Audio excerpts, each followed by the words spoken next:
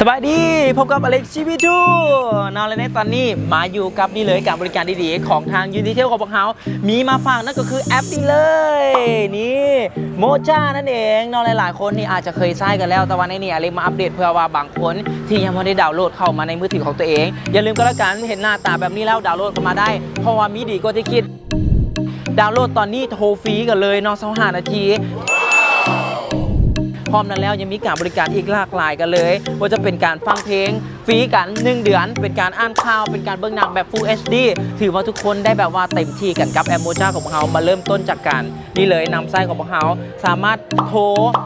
แชทอย่างต่างๆได้แบบแอปทั่วไปแต่ว่าในนี้พิเศษอยู่บนว่าเขาสามารถโทรฟรีได้คือตัวอย่างเช่นอันนี้จะเป็นการโทรแบบแอปทั่วไปเนาะแต่ว่าในนี้อันนี้จะเป็นการแบบโทรโดยปกติที่เขาแถมฟรีให้เนาะให้ทุกคนได้ฟรีๆกัน25 นาทีแล้วก็กดโทรออกไปเลยก็จะเป็นเบอร์ปลายทางแบบนี้เนาะและพร้อมนั้นแล้วยังพออีกนะฮะว่าอยากฟังเพลงเด๋เข้ามานี่เลยมีเพลงหลากหลายให้พวกเราได้เลือกกัน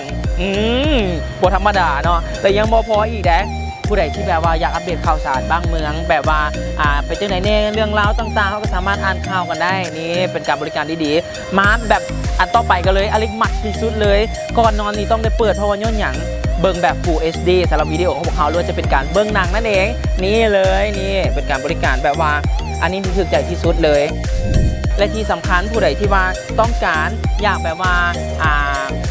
เบิ่งการบริการการ